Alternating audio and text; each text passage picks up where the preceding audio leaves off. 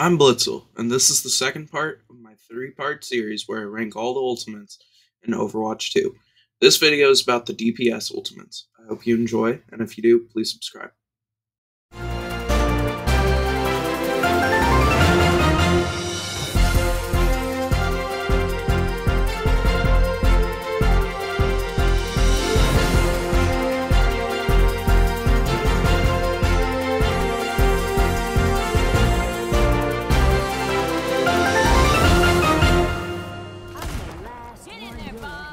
Good ult if you can place it in the right place. It's really good for contesting objectives too. Yeah. Also, the fact that it will launch people in the air if you hit them while it's running is pretty good too. That seems to be like a guaranteed kill if the Ashe is able to aim. The Ashe can aim. Because they're not very. It's a pretty strong stun if you've ever been hit by it. Like you can't. Yeah. It's not like it moves you into the air and then you can move. Like you are stuck in the air. It is a very strong stun. I'm thinking top of good. Spot. They did my man dirty. This Overwatch 1 ult was so much fun to use. It was so good. And now there's just this. And what is this? It's not a bad ult. And if the character has a good amount of mobility, like half the characters in the game, they can probably get out of it. Low mediocre.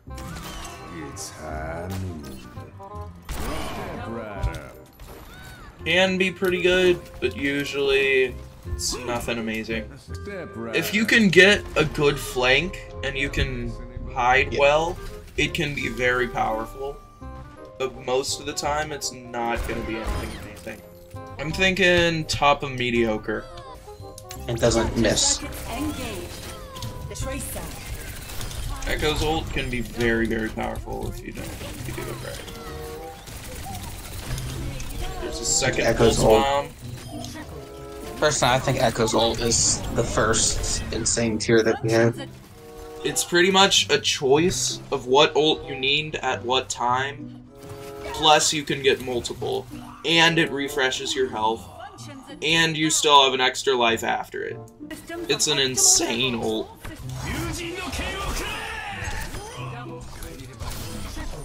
We're talking about it without a million counters. Really good.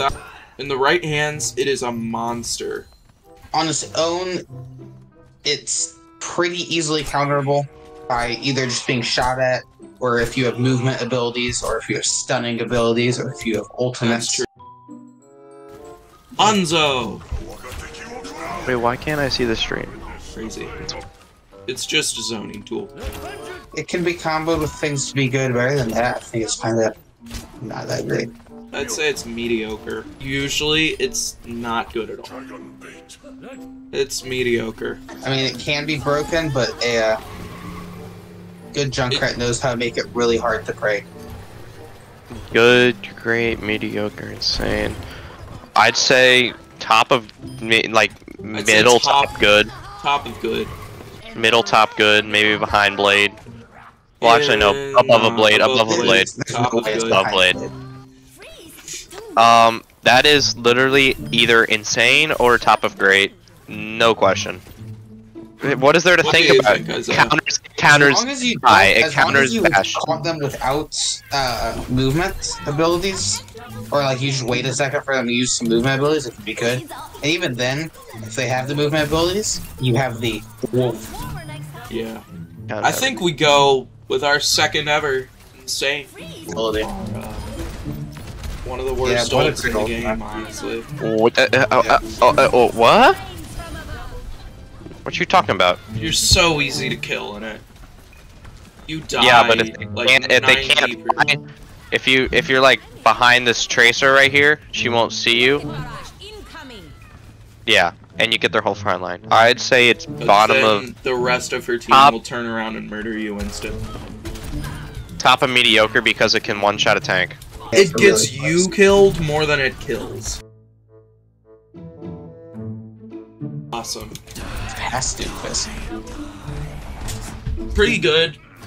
Not the best ult ever, but it can be insane if you do it right. If you can surprise them with it, it is really powerful. If you're one of the people that just does this into their team, it's not that good. I'm gonna say top of good behind jungle. Yeah. It's not anything special. I'd say middle. It's really good. It's this, like you said before, like most of the. It's not. It's really just your ultimate. Your thing charges. If you can hit shots, yeah, it's good. But like, if you can't, then it's just useless. And it's one of the best ults in the game. If you know what you're doing. If you know what you're doing, it's insanely good. Let's actually get Ashe. 200 health. One shot, they're pretty much dead. And you get shots almost instant. Boom. Yeah, but they're not full power. If you can aim, it's one of the best ults in the game. Not anything special. It's aimbot. Yeah, but if you're good at aiming, then it's no different than just taking a break. High good, low great. It's. I'm gonna put it in high good. Because really, no matter how high you get in the ranks, you never find someone that doesn't miss a single shot. Sombra. It's not weak. It's powerful. This one's a big one. It's so broken now that with the 3-second lockout of abilities. It's insane tier. Are somewhat relying on your team for follow-up. True. We need to build a wall, guys. Great.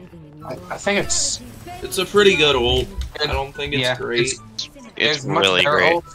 It's really good for getting space. It's amazing because it doesn't break. It's just, especially like at the beginning, just using it to have some time to poke down the enemy while they can't hit you is strong. I don't know about great tier though. I'd say bottom great. It's strong though. I'd say it's high good. It can counter like every ult in the game to an extent. Torbjorn, Bolton Core. And you know it's good because it can rain from the sky. I think it's a good ult, maybe mediocre. It's nothing incredible, but it can be pretty good if used right. I'm gonna put it top of mediocre. Wait, how is... I missed. It's mid. It's easy. It's not an ult to think of like a team kill. It's the fastest charging ult in the game. It's more of a just use it third ability. You use it as an ability. Usually. Yeah. You just kind of, whenever you get it, you try and use it to guarantee a kill on someone. I think it's like bottom of good, one of the worst ults in the game.